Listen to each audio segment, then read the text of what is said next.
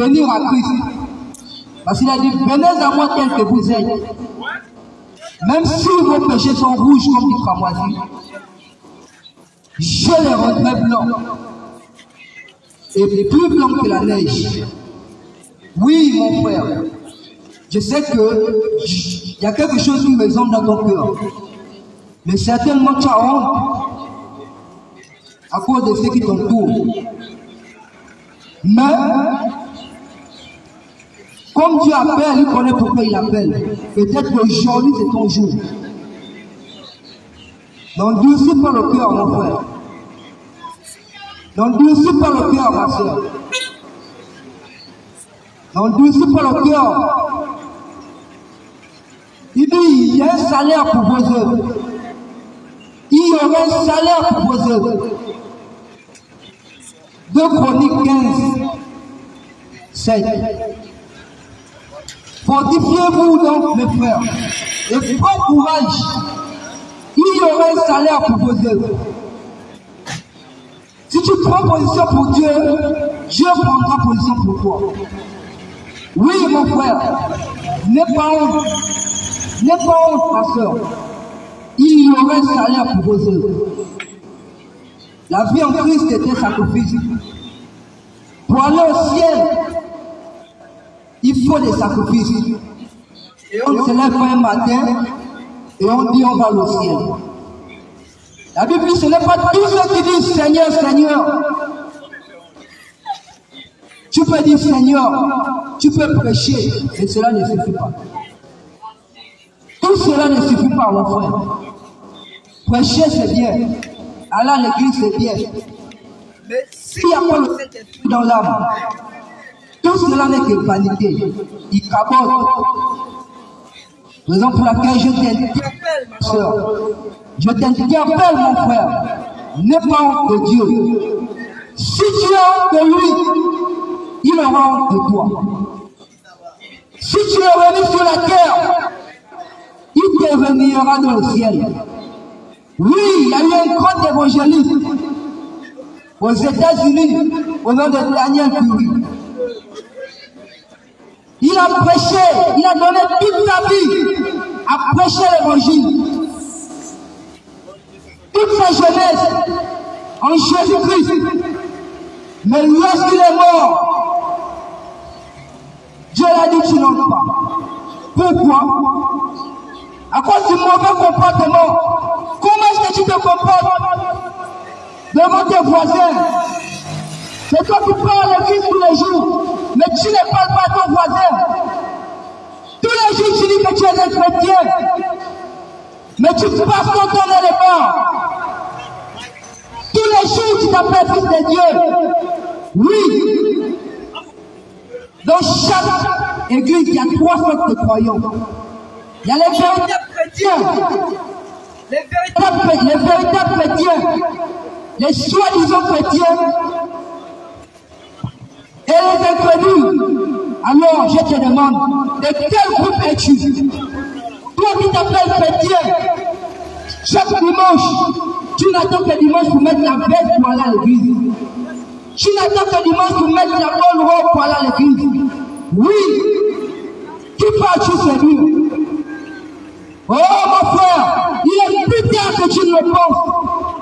Il est plus tard que tu ne le penses. Repentez-vous. Repentez-vous. Il est plus tard que vous le pensez. Tu crois qu'il y a encore des temps. Mais le signe nous montre qu'il n'y a plus assez de temps. Jésus nous a dit que lorsque vous ferez ces signes, sachez qu'il n'y aura plus assez de temps. Il y aura des guerres. Une nation ne s'élèvera pas une contre une autre. Oui, c'est ce que nous voyons. Un pays qui s'est encore contre notre pays. Les prophéties s'accomplissent. Les prophéties s'accomplissent. Mais où passeras-tu dans l'éternité, ma soeur? Si Dieu te retire maintenant, es-tu sûr que tu iras au ciel? Car tu ne peux jamais tromper Dieu. Tu ne peux pas te tromper toi-même. Et tu sais que maintenant, si tu meurs, tu connais où tu iras. Où iras-tu, mon frère?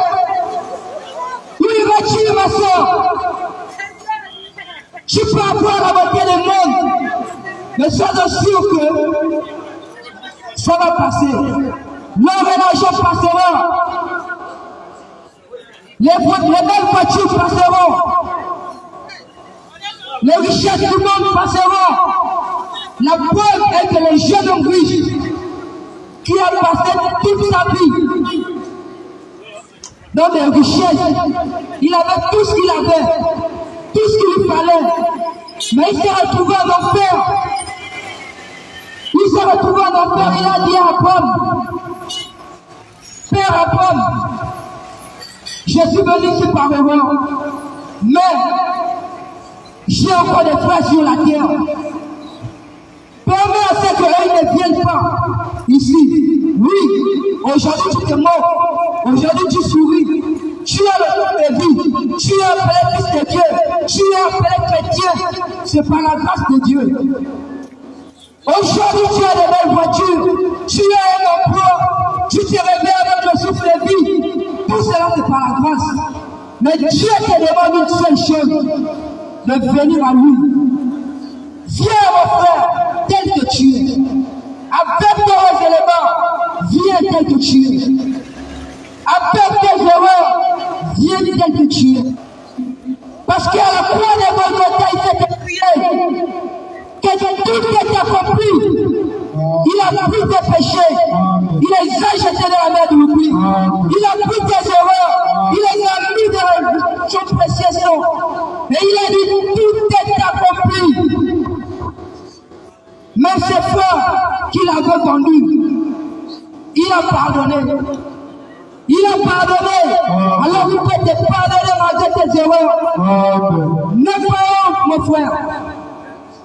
Aujourd'hui, tu peux être en bonne santé.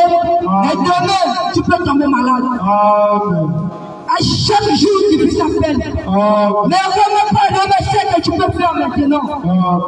C'est le temps des décisions. Prends la décision, mon frère.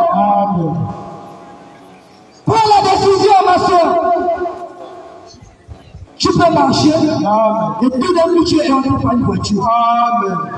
Mais où iras-tu? Tu passes ton temps dans les bars. Tu passes ton temps dans les plaisirs du monde. Tu vis dans l'adultère. Tu vis dans la fornication.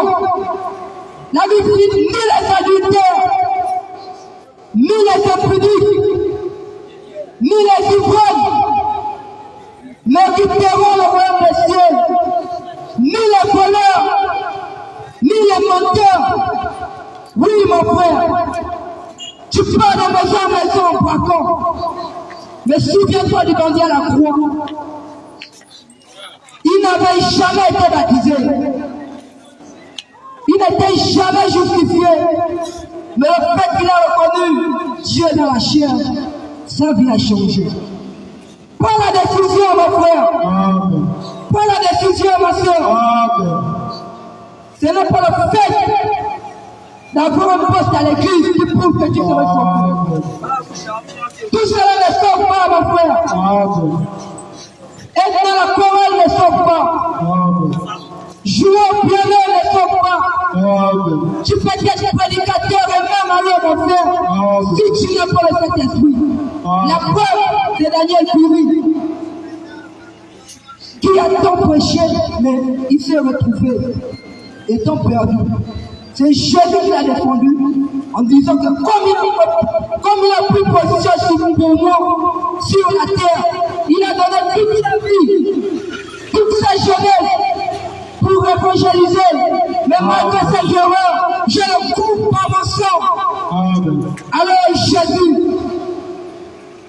a pardonné Daniel Curie. Et à cause de ses œuvres, il a été sauvé. Il y aura un salaire pour les œuvres. Oui, mon frère. Il y aura un salaire pour tes œuvres. Oui, ma soeur. Laisse la vie de souillure. Laisse la vie du mensonge. Laisse la vie de l'impureté. Laisse la jalousie. Laisse les querelles. Laisse les disputes. Je t'aime encore, mon frère. Je t'aime encore, ma soeur. Raison pour laquelle nous nous tenons ici, pas pour nous faire voir, mais de manière à ce que nous puissions être appelés. Il ne sait pas que nous sommes venus ici seulement pour une seule âme. Oui, ce n'est pas pour tout le monde. Dieu peut envoyer un homme seulement pour une seule personne. Seulement pour une seule âme.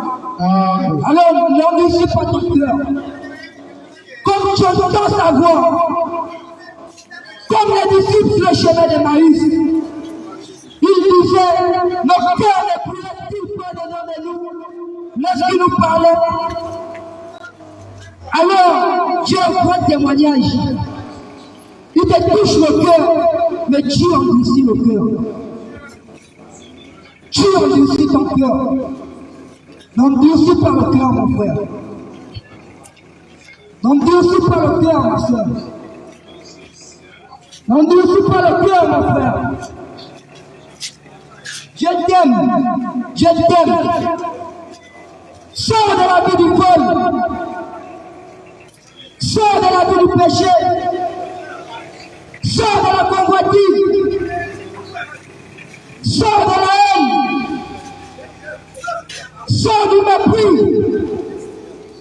Oh mon frère, tu étais un voleur hier, mais Jésus peut encore te changer. Tu étais un braqueur hier, mais Jésus peut encore te changer. Si tu prends la décision maintenant, il peut faire quelque chose pour toi. Si tu prends la décision maintenant, il y a encore la grâce qui coule. La grâce coule encore, mon frère. La grâce coule encore, ma soeur. La grâce coule encore, mon frère. N'endurcis pas le cœur. N'endurcis pas ton cœur.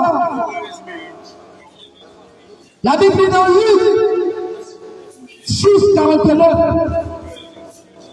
Mais celui qui entend et ne met pas en pratique est semblable à un homme qui a bâti une maison sur la terre, sans fondement. Le torrent s'est jeté contre elle. Aussitôt, elle est tombée. Et la ruine de cette maison a été grande. Oui, tu entends. Et tu ne veux pas mettre en pratique. Tu dis, je suis encore jeune. Tu dis, j'ai encore toute la vie. Mais la vie ne t'appartient pas. La vie appartient à Dieu. Amen. Le souffle de vie ne t'appartient pas. Le souffle de vie appartient à Dieu. Amen. Dieu ne juge pas l'homme sans pourtant l'avoir perdu d'abord. Amen. Avant qu'il ne te juge, il doit d'abord te donner un avertissement. Amen. Avertissement puis jugement. Amen. Comme ça, tu ne diras pas que tu ne m'as jamais parlé. Raison pour laquelle tu as plusieurs années aujourd'hui. Amen. Tu te dis que c'est par tes efforts. Amen. Mais je t'informe maintenant que ce n'est pas par tes efforts. Aussi longtemps que tu n'as pas encore écouté la vérité, Dieu te fait grâce. Mais toujours d'être debout. Mais du moment où tu écoutes la vérité, parce que la Bible dit, vous entendrez la vérité, et la vérité vous affranchira. Tu as écouté la vérité, mais quelle décision prends-tu? Au temps de Noël, il a prêché pendant 120 ans. Les gens ont écouté. La science était tellement élevée, comme en ces temps aujourd'hui, où la science est tellement élevée, la science est tellement développée. Les gens pouvaient regarder au ciel et ils ont dit Noé, certainement tu es un fou. Nous, qui sommes des grands hommes scientifiques, on regarde avec nos appareils, on sait qu'il n'y aura pas de pluie.